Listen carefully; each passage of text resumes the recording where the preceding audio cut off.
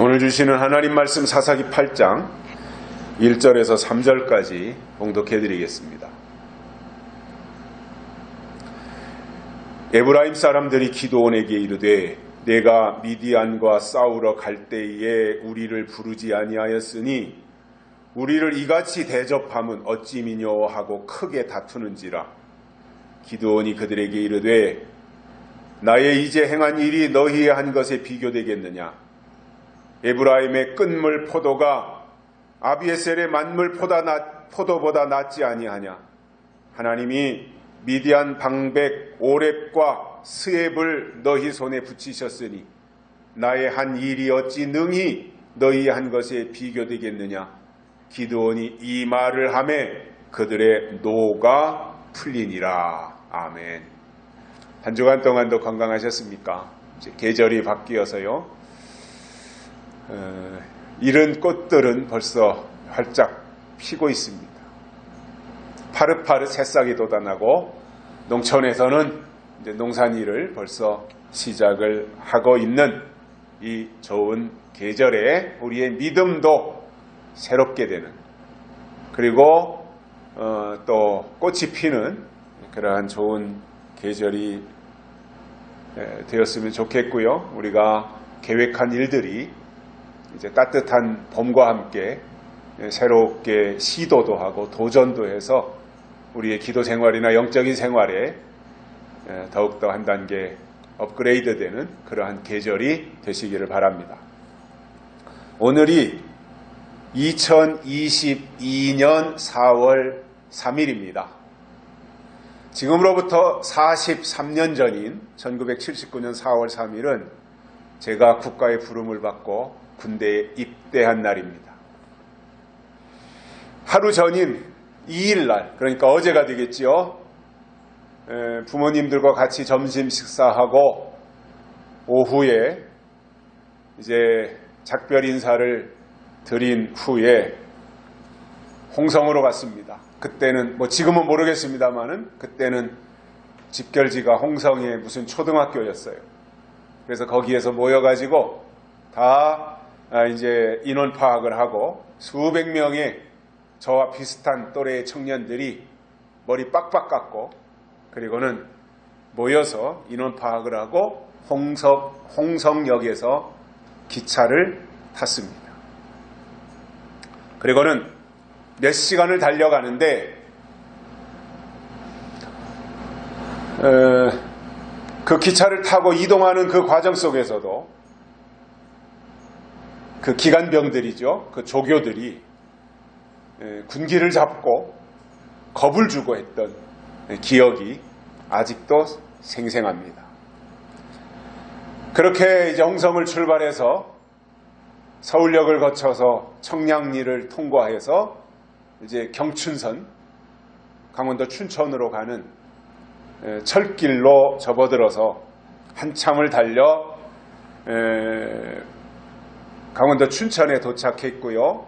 거기에는 이제 백삼 보충대라고 하는 부대가 있는데 거기로 이동을 해서 3박 4일 동안 거기에 머무르다가 다시 이제 거기서 신체 검사를 받았고요.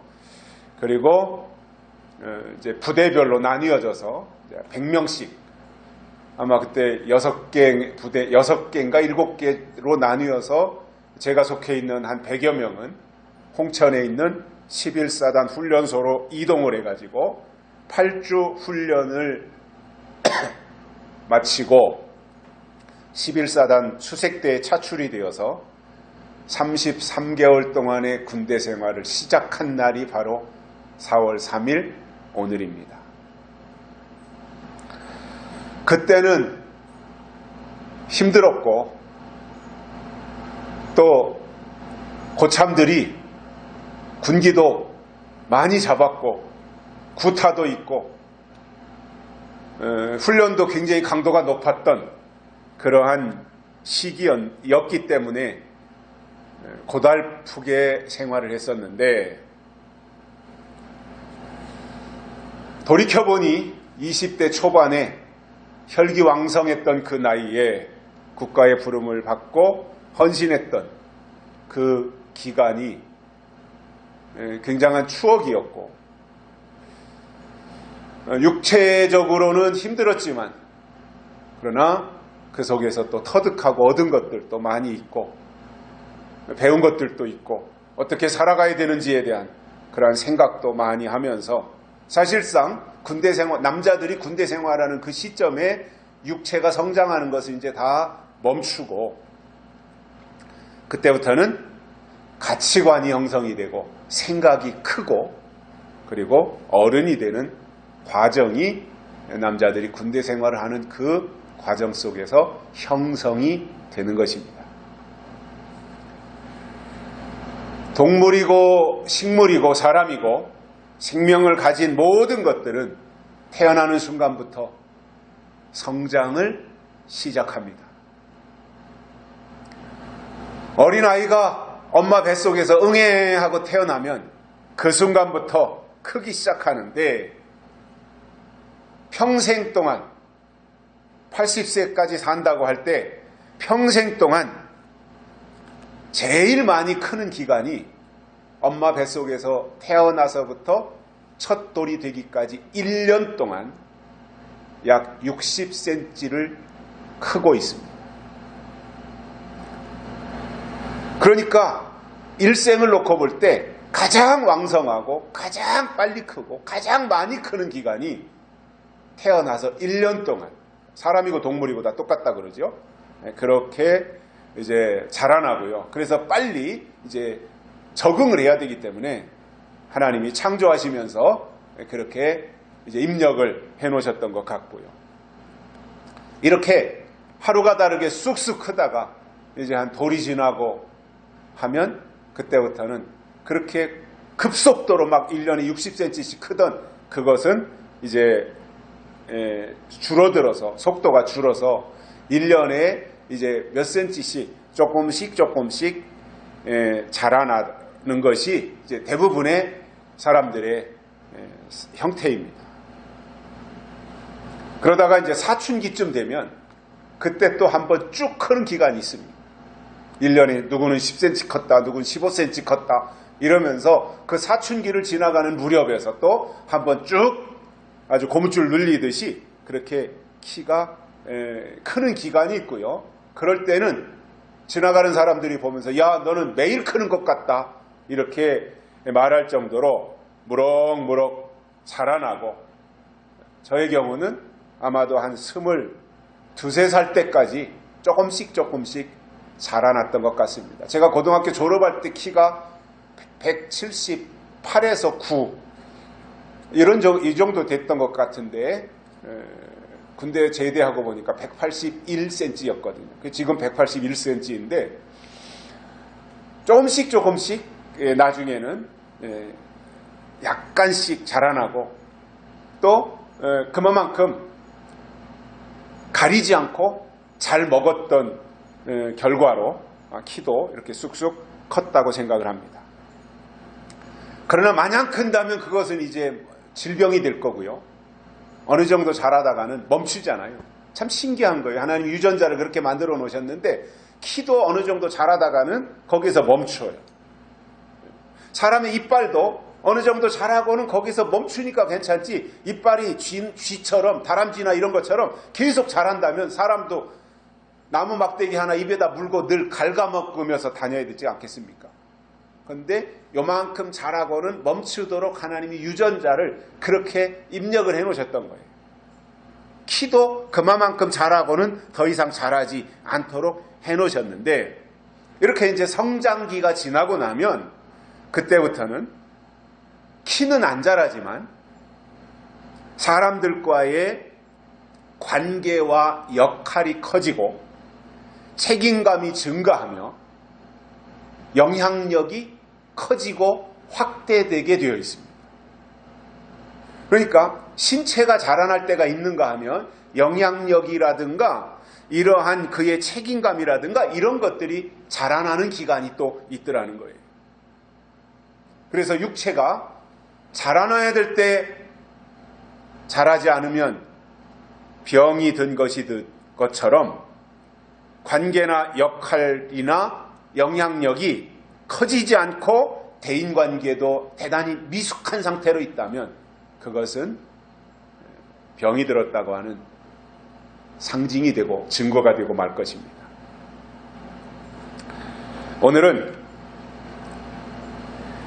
에브라임 사람들이 기드온의 말을 듣고 미디안과의 전쟁 끝자락에 참여해서 도망가는 미디안 군대를 다 격파했는데, 그리고 나서 보니까 좀 서운한 마음이 들었던 거예요, 그들이.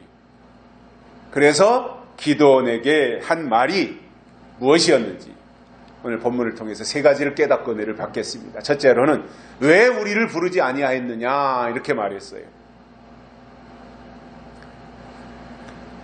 에브라임 사람들이 기드온에게 서운한 마음으로 맨 먼저 따져 물은 것이 이겁니다. 왜 우리를 안 불렀느냐 이거예요. 그러면 그 전에 있었던 그 과정을 보면, 기드온이 이제 군대를 모집했을 때 처음에 32,000명이 모여들었어요. 그러다가 그 숫자가 너무 많다. 집 걱정하는 사람, 가족 걱정하는 사람, 자식 걱정하는 사람, 이런 걱정이 있는 사람은 다 돌려보내라고 해서 보니까 22,000명이 돌아가고 10,000명이 남아있었습니다. 근데 하나님은 10,000명도 많으니까 물가로 데리고 가라, 물을 먹이라 그래가지고 물 먹는 자세를 보고는 9,700명을 다시 커트시키고 300명을 최종적으로 하나님의 군대로 추려내셨던 것입니다. 그런데 에브라임 사람들의 입장에서 보면 그렇게 하나님의 군대를 300명으로 선발하는 그 과정은 생각하지 않았고, 다만 자기들에게 먼저 통보하지 않았다고 하는 것에 대해서 따져 물었던 거예요. 이보시오 기드온, 왜 우리를 그때 부르지 않았느냐? 이렇게 말했던 것입니다. 물론 에브라임 사람들 입장에서는 처음부터 불러주지 않은 것에 대해서 서운한 마음이 있을 수 있어요. 그러나 기드온의 입장에서 보면 하나님이 에브라임 산지 사람들을 부르라고 하지 않았는데 기드온이 임의로 부를 수는 없는 거잖아요.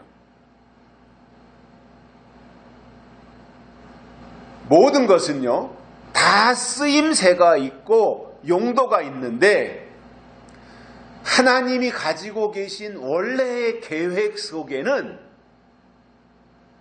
미디안 군대가 도망갈 때 에브라임을 거기에 개입시켜서 사용하려고 계획을 가지고 계셨던 것입니다. 이게 하나님의 계획이었던 겁니다. 그러나 에브라임 사람들은 그것을 알 길이 없잖아요. 그러니까 서운하다고 하는 이야기만 하는 거예요.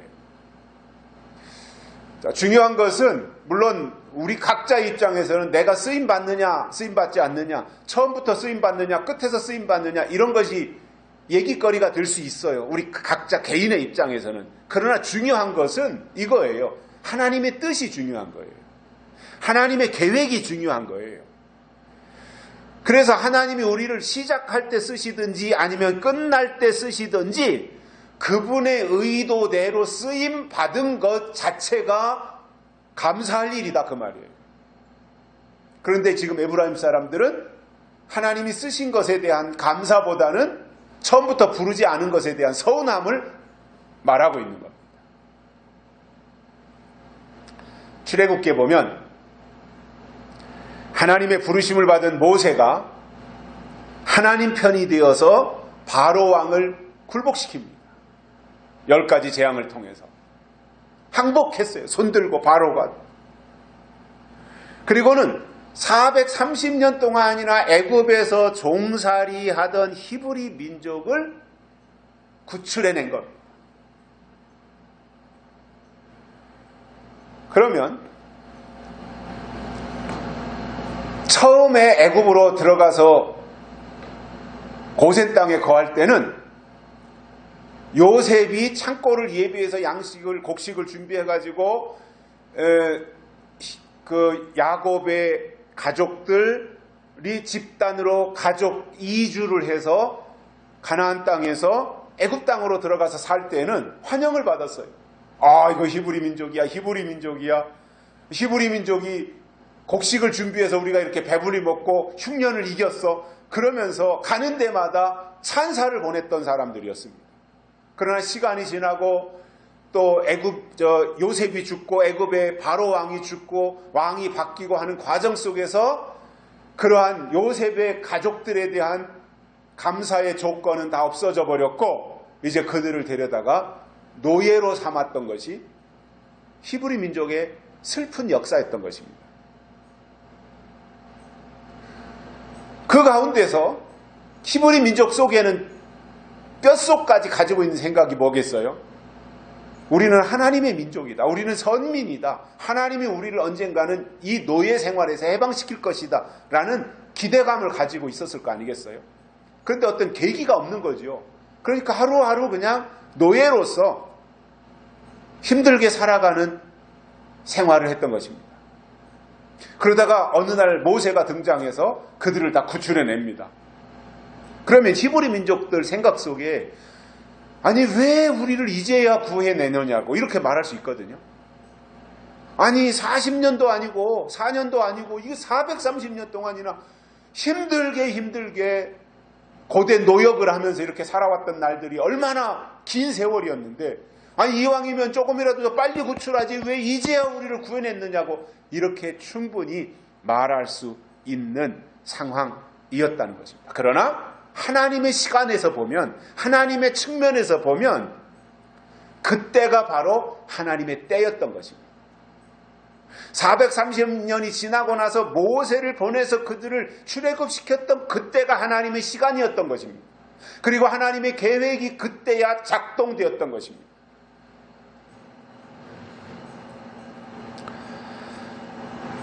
사도행전 9장 3절에 나오는, 나중에는 바울이 되는 사울의 이야기가 거기에서 나오고 있는데, 사울이 워낙 유대인 중에 유대인이고 바리새인 중에 바리새인이고 가말리엘의 문화생이고 아무튼 그 당시에 최고의 학문을 가지고 있는 대단한 사람이었지 않습니까? 그런데 그 속에는 우리는 선민 유대인인데, 아니 갑자기 어느 날 나타난 예수쟁이들이 저렇게 설치고 다니는 꼴을 보기 싫은 거예요. 사울의 입장에서. 그래서 예수 믿는 사람들을 다 처단하기 위해서 대제사장들을 만나러 가다가 사울아 사울아 나는 네가 핍박하는 예수니라, 그 말에 고꾸라져 가지고 눈이 멀지 않습니까? 그리고 거기서 하나님을 만난 거예요. 담의 세계에서 하나님을 만난 거예요. 그러니 그 당시에 예수 믿는 사람들을 박해하면서 예수 믿는 사람들을 괴롭히고 있는 사울이라고 하는 청년이 유대인들, 예수를 믿는 사람들의 입장에서는 눈의 가시와 같았을 것이고 증오의 대상이 되었을 것입니다.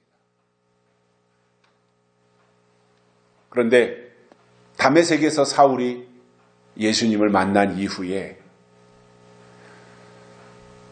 180도 그의 삶이 완전히 바뀌고 생각이 완전히 바뀌고 완전한 방향 전환을 해서 하나님을 위해 쓰임받는 이방의 대사도가 되었고, 하나님의 부르심으로 인하여 그의 그 사역의 방향이 예수 중심으로 바뀌게 되는 것을 성경을 통해서 보게 됩니다.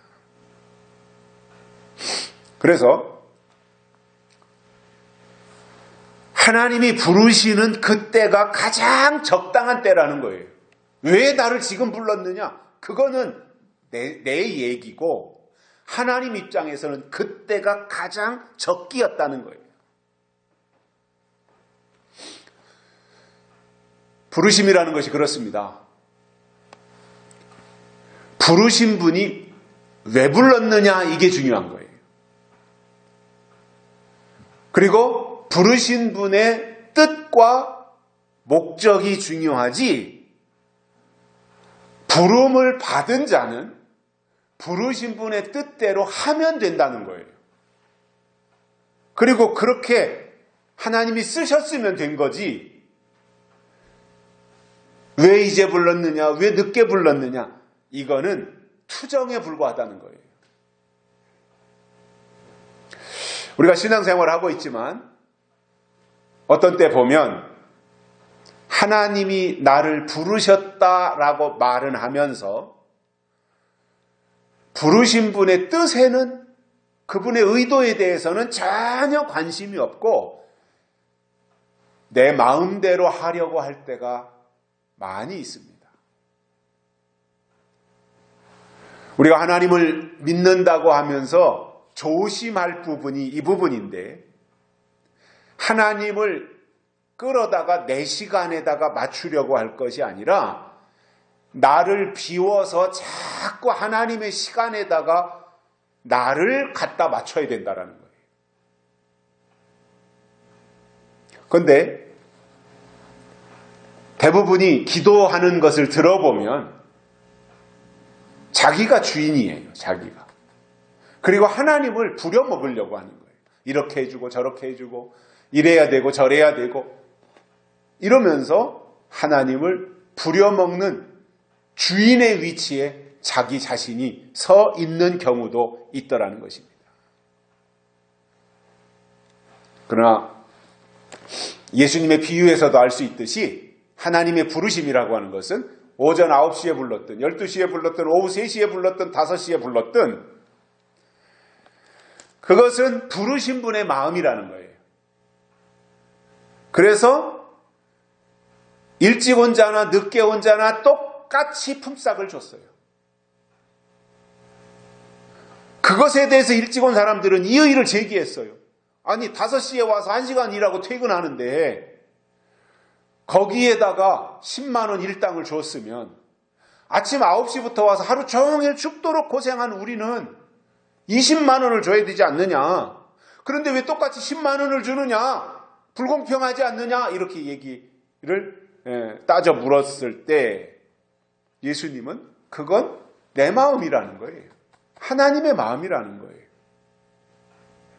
그러니까 일찍 부른 자는 일찍 부른 자대로 해야 될 역할이 있고 그 일을 하면 되고, 늦게 부른 자는 늦게 부른 자들이 와서 해야 될, 마무리해야 될 역할이 있는 것이고, 그것에 대해서는 우리가 이러쿵저러쿵 말할 이유가 없고, 다만 내가 부르심을 받고 쓰임을 받은 이후에 정당한 일당을, 대가를 받았으면 그것으로 족하다라는 말입니다.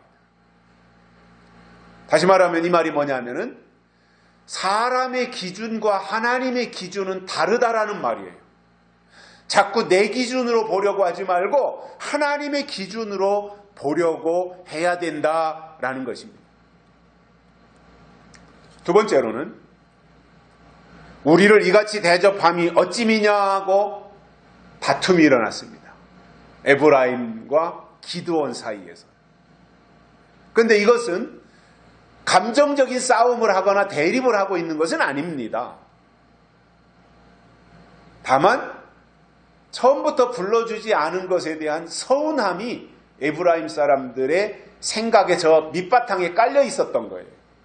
그게 해결이 안 됐던 거예요.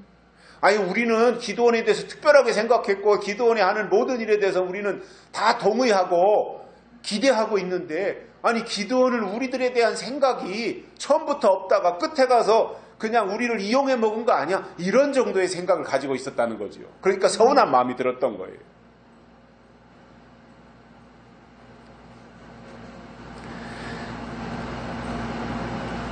그러나 좀 전에도 말씀을 드린 것처럼 일찍 불러서 쓰시든지 늦게 불러서 쓰시든지 그 때를 정하는 것은 하나님의 영역이고, 또 에브라임은 하나님이 마지막 주자로 데려다 쓰시려고 계획하신 것이고 그 하나님의 계획대로 하신 것일 뿐입니다.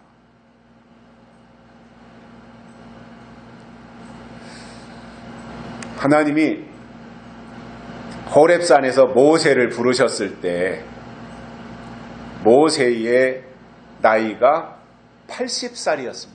80살. 한갑진갑 다 지나고 80살의 나이가 되었습니다.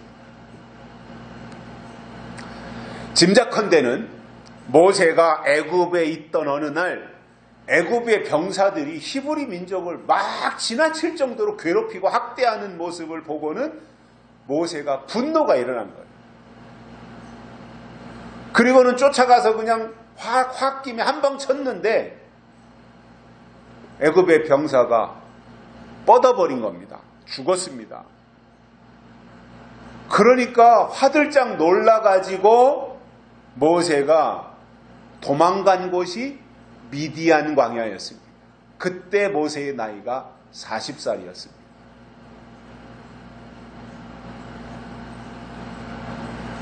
자, 모세는 어려서 히브리 민족으로 태어났지만 산의 아이들을 다 죽이라고 하는 왕명에 따라서 모세의 어머니가 모세를 죽이지 않고 살려놓았다가 이제 100일이 지나면서 울음소리가 커지니까 더 이상 집에다가 숨길 수가 없어서 갈 상자에다가 담아가지고 나일강에 떠내려 보낸 것을 이제 바로의 공주에게 발견이 되어서 바로의 왕궁에 들어가서 아들이 되는 거잖아요. 그러나 젖을 먹여야 되니 유모를 찾다가 생모가 유모로 들어간 거잖아요. 모세를 낳은 친엄마가 모세의 유모로 들어가서 모세를 젖을 먹여서 키웠습니다.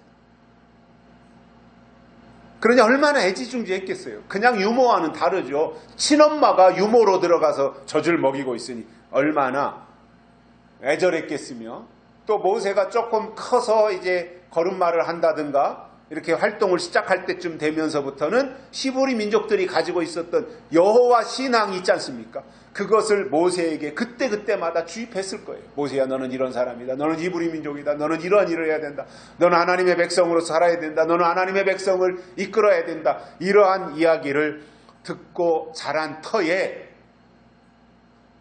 히브리 민족의 피가 들끓는 데다가 또 애굽의 병사가 자기 민족을 괴롭히는 것에 대한 어떠한 그 분노가 치밀었고, 그리고 이제 도망자가 되어서 미디안 광야에 와 있는 그때에 분명히 자기는 나는 해야 될 일이 있다. 나는 해야 될 역할이 있는 사람이다. 이것을 감지하고 있었는데 바로의 왕궁에 있을 동안 40년의 세월이 어느새 지나가 버렸고, 이제 애굽의 병사를 죽이고 미디안 광야로 도망 나온 것이 이제 40이 넘어서 거기에 도망 나와 있으면서 모세의 마음속에는 그랬을 거예요. 이제나 저제나 하나님이 나를 불러서 언제 써주실까? 언제 쓰실까? 그 마음이 있었기 때문에 아마 그런 날을 손꼽아 기다리고 있었을 것입니다. 그런데 40살에 미디안 광야로 도망쳐 나갔는데 거기에서 40년이 지나도록 아무런 기별이 없이 이제 모세의 나이가 80이 된 거예요. 그러니 그 정도 나이가 되면 이제 70 넘어가면서부터 모세는 그렇게 생각을 하지 않았겠습니까? 사람이 나이 먹는다는 게 그런 거잖아요. 의욕도 떨어지고 열정도 식어지고 그런 거잖아요. 제 경우도 보니까 그래요. 뭔가 새로운 것을 하려고 하지 않고 이 열정이 떨어진다라고 하는 것이 나이 먹는다고 하는 것 속에서 제일 비중을 많이 차지해요. 이 사명이라고 하는 것, 하나님의 일을 하는 사명이라고 하는 것 속에는 열정이 있어야 되잖아요. 에너지가 있어야 되죠. 에너지. 근데 그런 것들이 이제 점점 식어지고 이것이 그냥 완전히 다 식어져서 타성이 된다면, 타성에 젖어버린다면 사명은 없는 거죠. 그냥 직업이 되고 마는 거지요.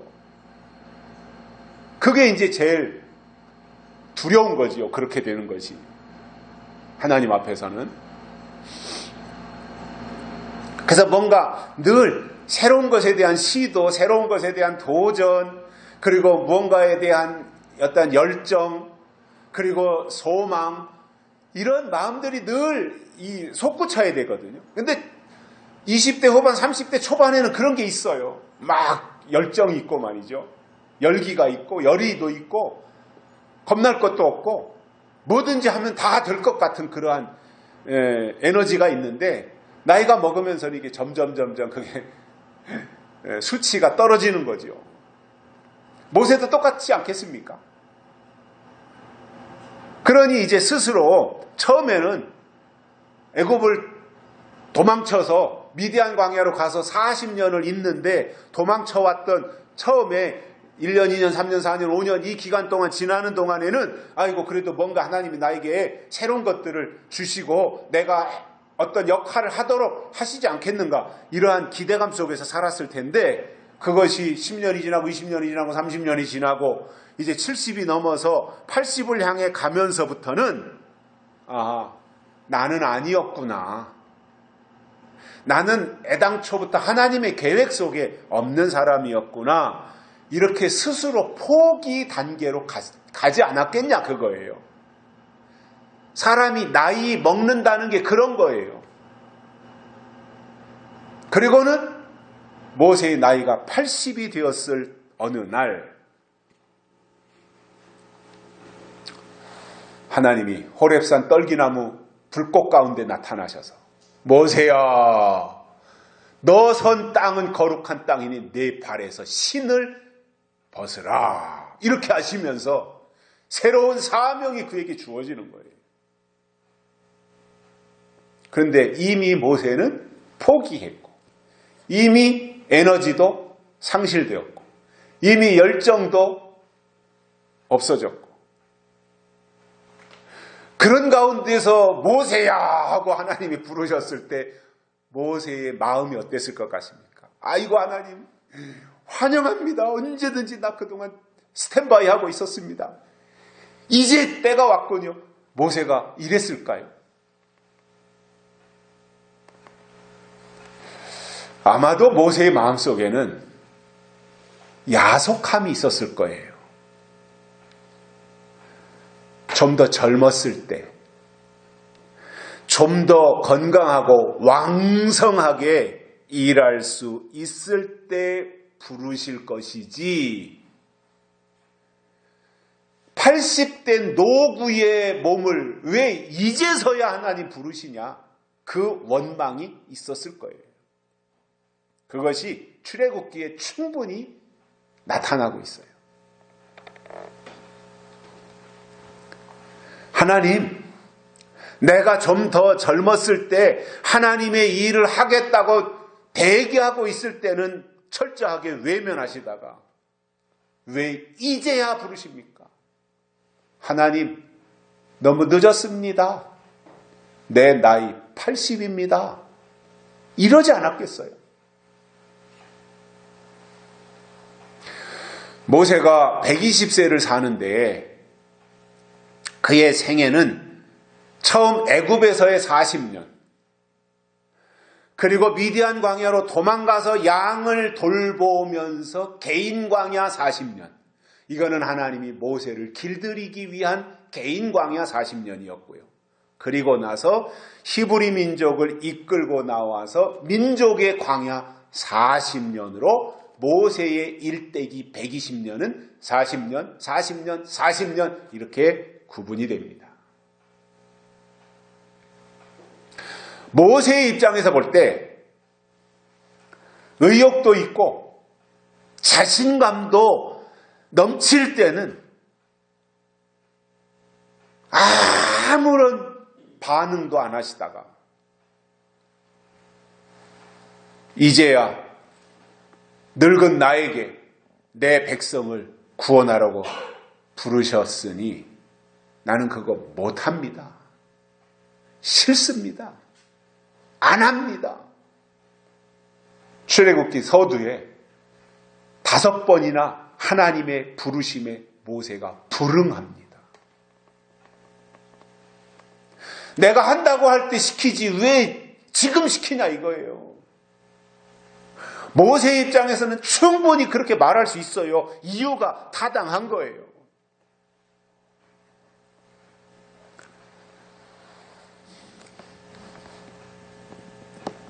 그런데 그때가 하나님의 때다 이겁니다. 모세의 입장에서는 그렇지만 하나님의 입장에서 보면 80의 모세를 부르셔서 쓰시기로 하나님이 계획하셨던 거예요. 그때가 하나님의 시간인 거예요.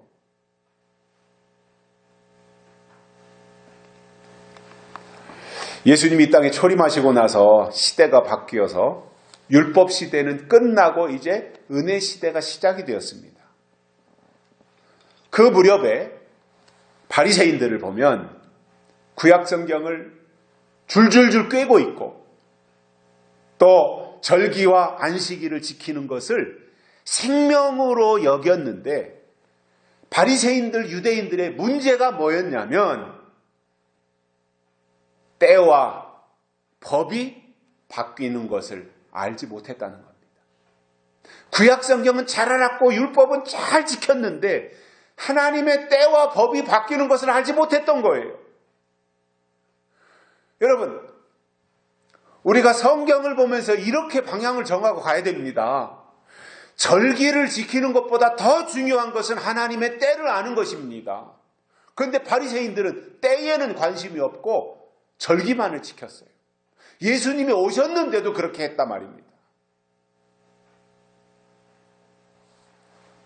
한 시대가 가면 한 시대가 오듯이 율법 시대가 가면 은혜 시대가 오는 것이고 또 은혜 시대가 가면 천년 시대, 천년 왕국이 다가오는 거예요. 그것이 성경이에요. 성경이 그렇게 구성이 돼 있어요. 구약은 4000년, 신약은 2000년, 마지막 천년 왕국은 1000년. 성경이 이렇게 구성이 되어 있어요.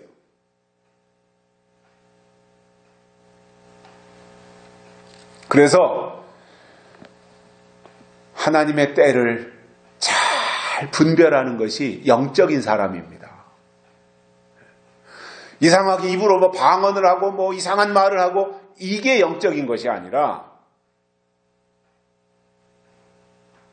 하나님의 때를 알고 뜻을 알고 법을 알고 시대를 알고 때를 따라주시는 양식을 아는 것이 영적인 거예요.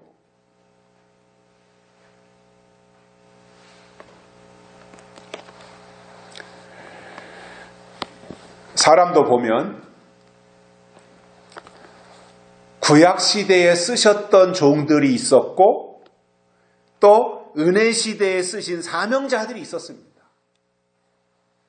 아울러 앞으로 다가오는 천년 시대를 위해서 천년 왕국을 위해서 쓰실 종들이 있다는 것을 우리는 성경을 통해서 충분히 알 수가 있습니다. 그렇다면 나는 왜 지금 불렀느냐? 언제 부르고 누구를 불러 쓰시는 것은 하나님의 주권이기 때문에 그것에 대해서는 따질 필요가 없고 단지 그때 필요해서 그를 불렀구나. 이게 하나님의 계획이었구나. 이렇게 믿는 것이 중요한 것입니다. 받아들여야 되는 것입니다. 그것은. 결국 기드온의 승리는 하나님의 승리였고 그 마지막에 에브라임 사람들을 불러서 합력해서 선을 이루어 이기게 하셨던 겁니다. 다시 말해서 기드온의 300명이 싸움을 잘해서 싸움꾼이라서 이긴 것이 아니었잖아요. 또 에브라임 사람들이 이 지원병을 보내가지고 그들이 잘 훈련된 특수부대였기 때문에 그들이 이긴 것이 아니라 하나님이 이기게 하셔서 이긴 겁니다. 하나님의 승리라는 이야기입니다. 그런데 이런 상황 속에서 에브라임 사람들을 보면 기드온에게 서운한 마음을 가지고 쫓아와서 따진 겁니다. 아유, 우리를 이렇게라도 늦게라도 불러서 우리를 그 일에 써주셔서 고마워요, 감사해요, 이 말은 한마디도 없잖아요. 우리가 믿음으로 산다고 하는 것은 그분의 시간을 알고 그분의 시간 속에서 사는 거예요. 우리는 내 시간을 사는 것이 아니라 그분의 시간을 사는 거예요. 아울러 쓰임 받는 것에 대해서도 쓰신 분에 대한 감사의 마음이 있어야 됩니다. 세 번째로는 기드온의 설명을 듣고 에브라임 사람들의 오해가 풀어졌습니다. 우리가 이 세상을 지금 함께 더불어 다른 사람과 이웃과 함께 살아가고 있는데, 우리가 살면서 우리가 반드시 지켜내야 될, 그리고 우리가 가지고 있어야 될 가장 중요한 무기가 있다면 그것은 저는 솔직함이라고 생각을 합니다.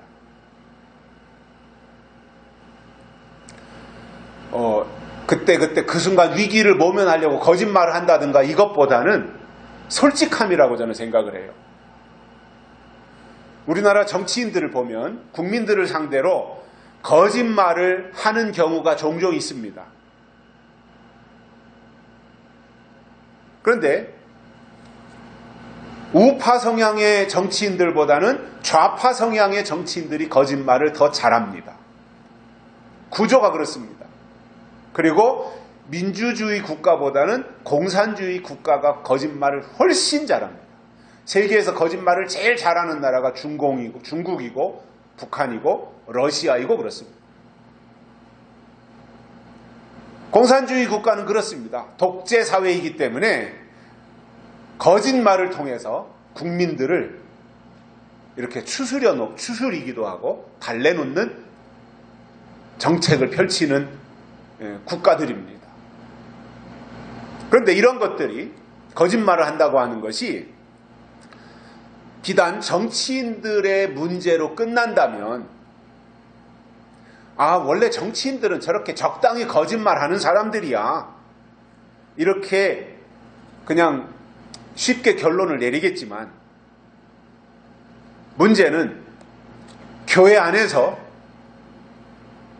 설교하는 사람들이 때가 지나간 것만 가지고 설교하는 불법을 저지르는 거짓말이 성행하고 있다면 그것은 문제가 심각해지는 것입니다. 정치인들이 거짓말을 하는 것은 일부 국민들에게 어느 정도의 피해를 주고 끝납니다. 예를 들어서 집값이, 아파트값이 안 올라갈 테니까 굳이 아파트 살 필요 없다라고 말을 했는데, 그것이 근거가 없이 그냥 집값 올라가는데 국민들의 마음을 달래기 위해서 그냥 가볍게 생각하고 거짓말을 했는데 보니까 집값이 계속 올라가서 27번인가 28번인가 주택 정책을 내놨는데도 불구하고 이것이 해결이 안 되는 이러한 상황이 온다면, 도시에서 살고 있는 젊은이들에게는 피부에 와 닿는 피해를 입었지만, 지방에서 살고 있는 사람들의 입장에서는 당장 그것 때문에 보는 피해는 없지 않습니까? 물론 자식들을 결혼시킨다, 자식들을 서울로 보내서 공부를 시킨다고 할 때 서울에 가서 집을 얻는다, 집을 산다고 할 때는, 그때는 이제 이것이 엄청난 잘못된 정책이었구나 하는 것을 그때 가서 느끼겠지만, 지금 당장은 덜 느끼는 사람들이 훨씬 국민들 가운데 많지 않겠습니까?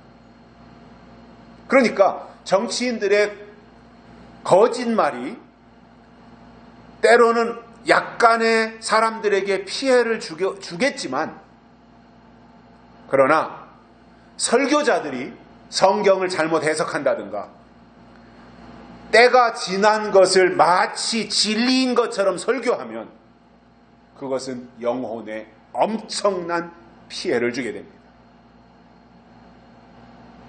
그래서 세상 정치인들은 거짓말을 할지라도 설교자가 성경을 가지고 거짓말하면 안 되는 거예요.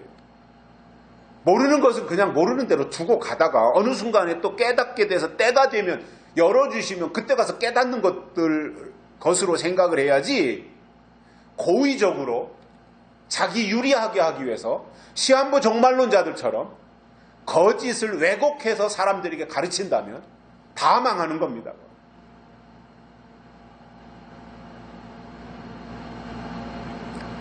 창세기에 보면 최초의 거짓말이 나옵니다. 에덴 동산에서 하나님이 아담에게 각종 나무에 있는 실과는 너희 임의대로 하되 다만 선악을 알게 하는 나무의 실과는 먹지 말라. 내가 먹는 날에는 정녕 죽으리라.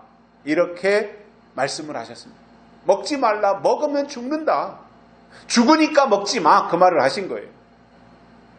그런데 어느 날 뱀이 접근해가지고 하와에게 말하기를, 하나님이 진짜로 너희더러 동산 나무의 실과를 먹지 말라 하시더냐? 이렇게 질문을 던집니다. 그때 뱀의 질문을 들은 하와가 뱀에게 이렇게 대답합니다.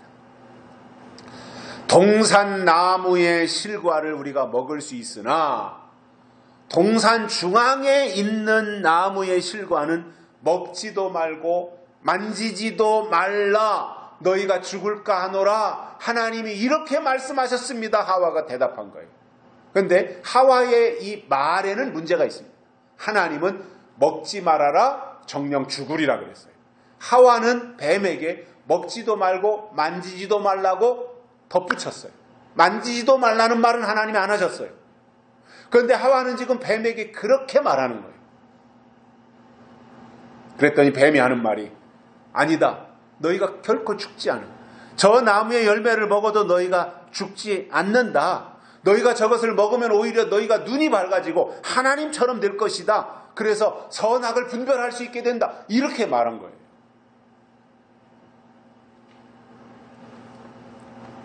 하나님의 말씀을 들으면서 하는데 하와는 그만 뱀의 말을 솔깃하게 들었고 그 결과 선악과 열매를 따먹고 에덴 동산에서 쫓겨나고 말았습니다. 하나님이 주신 모든 것을 누리지 못하고 다 잃어버리고 그야말로 신락원이 된 거예요. 에덴에서 쫓겨나고 에덴 동산을 잃어버린 거예요. 신락원이 된 거예요.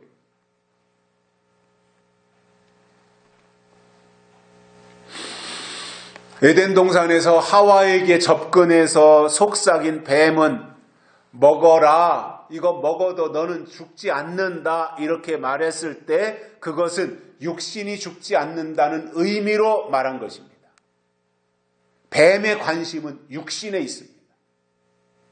그러나 하나님이 먹는 날에는 정녕 죽으니까 먹지 말라고 하셨을 때 하나님이 말씀하신 죽는다라고 하는 이 죽음은 영이 죽는 것을 말씀하신 것입니다. 실제로 선악과를 아담과 하와가 따먹었는데 육신은 죽지 않았어요. 영이 하나님으로부터 분리돼 버린 거예요. 참, 어디에다가 비중을 둘 것이냐? 영에게 비중을 둘 거냐, 육에게 비중을 둘 것이냐. 이 두 가지 논리를 볼 때 영에게 비중을 두면 그것이 하나님에게 있는 것이고 육에게 비중을 둔다는 것은 이것은 뱀에게, 사단에게 있는 것이다 그 말이에요. 그래서 사단은 항상 육의 문제를 가지고 접근해서 영을 넘어뜨리는 거예요. 선악과가 바로 그것입니다. 뱀의 거짓말이었어요. 요한계시록에도 거짓말이 나오는데 계시록 21장에 보면 무엇이든지 속된 것이나 가증한 일 또는 거짓말하는 자는 결코 그리로 들어오지 못하되 오직 어린 양의 생명책에 기록된 자들 뿐이라 이렇게 말씀하셨습니다. 거짓말하는 자들은 들어올 수 없다 이거예요. 하나님이 예비하신 나라에 절대로 들어오지 못한다는 거예요. 요한계시록 14장에서 예수님이 시온산에 서 계신데 그 예수님을 맞이하는 사람들에 대해서 설명하는 것을 보니까 그 입에 거짓말이 없고 흠이 없는 자들이더라 이렇게 말씀하고 있습니다. 계시록에서도 거짓말의 문제를 이렇게 철저하게 지금 따지고 있는 것입니다. 자, 그러면 요한계시록은 결론인데 예언의 말씀을 통해서 진실이나 또는 진리에 대해서 말하지 않는 것은 거짓말이라는 거예요. 그리고 하나님이 하실 일 또는 될 일에 대해서는 말하지 않고 때가 지나간 것에 대해서만 말한다면 그것은 가짜라는 것입니다. 가짜가 하는 말이 거짓말인 것입니다. 가짜는 절대로 진실을 말할 수 없습니다. 왜냐하면 그 사람 자신이 가짜이기 때문에 그렇습니다.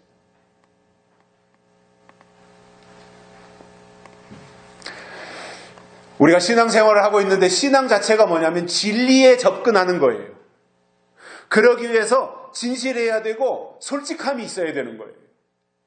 무엇보다도 하나님의 말씀을 증거하는 입장에서는 때에 대해서 말하고 시기에 대해서 하나님의 법에 대해서 말해야 설교해야 된다 그 말입니다. 안타깝게도 예수님이 이런 말씀을 하시죠. 인자가 올 때 믿음을 보겠느냐. 예수님이 그 말씀을 하셨어요. 이 말은 뭐예요? 마지막 때가 되고 예수님이 재림하실 때가 될수록 진짜를 찾아보기 어렵다 이겁니다. 짝퉁은 버글버글한데 명품은 없다는 거예요. 진짜는 없다는 거예요. 우리가 영적으로 깨어있는 신앙생활을 하고 있다면 예수님이 이 땅에 다시 오실 때가 가깝다는 것을 알고 믿음이 더욱더 강화되고 본질로 들어가는 것이 정상인 겁니다. 그러나 예수님이 그렇지 않다라고 하는 것을 말씀하신 것을 볼 때 지금 이 시대에 교회가 가는 방향이 잘못됐거나 아니면 하나님의 뜻과 하나님의 법에 대해서 말하지 않음으로 변질됐다는 증거입니다. 방향이 잘못됐거나 변질됐거나 둘 중에 하나이거나 둘 다 해당이 되거나 그렇게 되겠지요. 아모스 선지자 때 아마샤라고 하는 사람이 있었는데 그는 이스라엘 왕 여로보암 곁에 붙어 있었습니다. 그러면서 늘 아마샤가 왕에게 속삭인 말이 뭐예요? 저 아모스 선지자 저놈을 처단해야 된다고. 아모스 때문에 되는 일이 없다고. 아모스가 지금 백성들을 선동해서 왕을 어렵게 하고 있다고. 아마샤라고 하는 이 아마샤가 거짓 선지자인데 이 아마샤라는 거짓 선지자가 왕의 곁에서 늘 아모스 참 선지자 하나님이 세운 선지자 기름 부은 선지자 아모스를 비방하고 조롱하면서 저놈부터 없애야 된 저놈부터 없애야 왕권이 탄탄해진다. 백성들을 자꾸 아모스가 선동하고 있다. 이렇게 말하면서 어느 날 아마시아가 아모스를 만나가지고 아모스야 너는 더 이상 여기서 예언하지 마. 그리고는 쫓아내버린 일들도 우리가 성경을 통해서 보게 됩니다. 그러나 결과를 보면 아모스는 살아남았어요. 그러나 아마샤는 망했어요. 그 이유가 뭐냐면은 아모스 선지자에게는 하나님이 주신 예언의 말씀이 있었고 아마샤에게는 말씀이 없었기 때문입니다. 권력은 아마샤가 가지고 있어요. 왜냐? 왕의 옆에 있었으니까요. 그러나 아모스에게는 하나님이 계셨던 것입니다.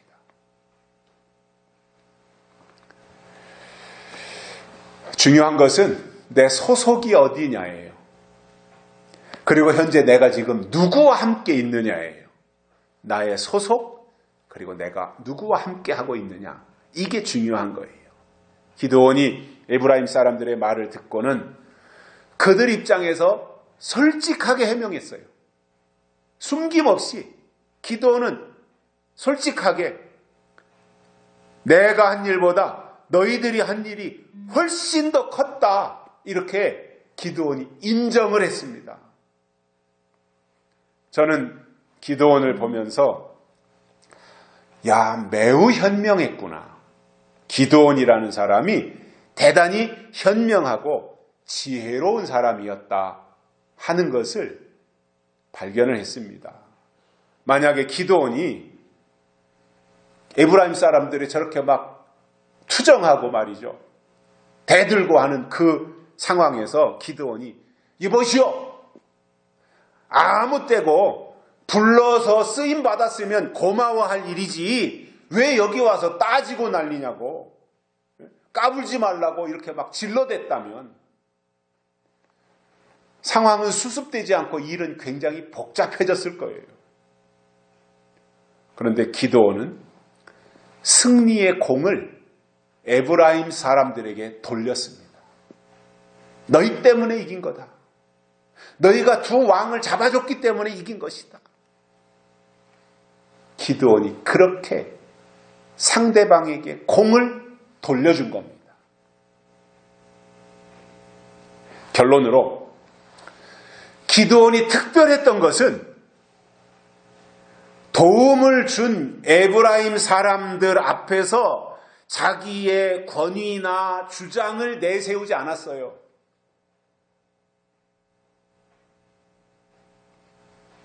기드온도 사람인데, 젊은데 자기를 과시하고 싶은 마음이 왜 없었겠어요? 내가 하나님 앞에 이렇게 쓰임받았다. 300명으로 10만 명이나 되는 미디안 대군을 물리쳤다. 대단하지 않냐? 이렇게 뻐기고 싶은 마음이 왜 없었겠습니까? 그런데 칭찬을 상대방의 몫으로 그대로 돌려줬습니다. 이게 기드온입니다. 내가가 아닙니다. 당신들이 잘했다 이겁니다. 나 때문에 이긴 것이 아니라 여러분 때문에 이긴 것이다. 기드온은 지금 이렇게 말하고 있는 것입니다.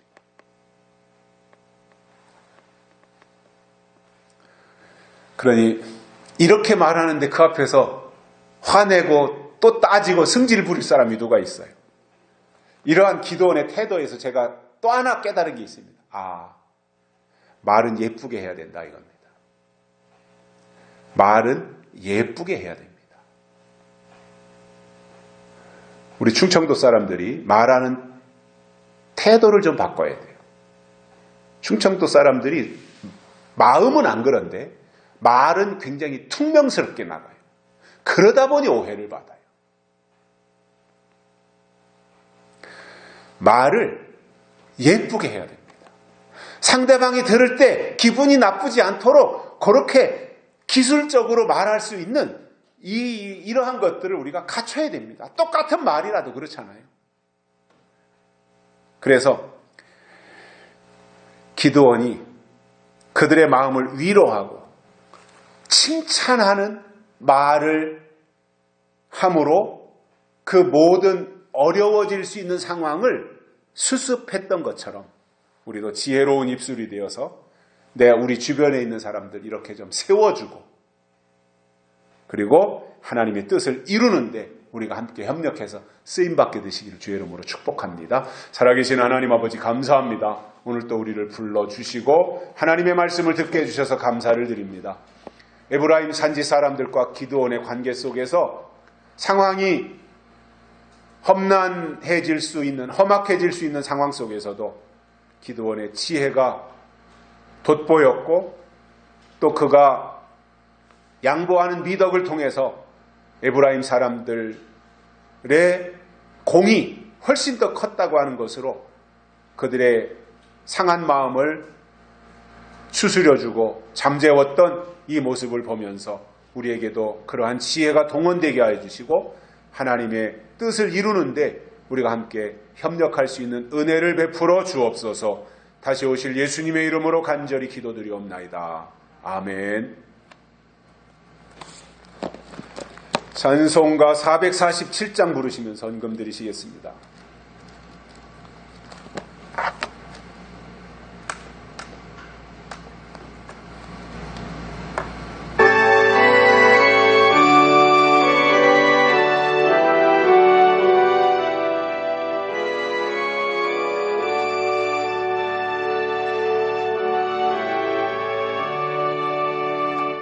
신실하신 주 내 아버지여 늘 함께 계시니 두려움 없네.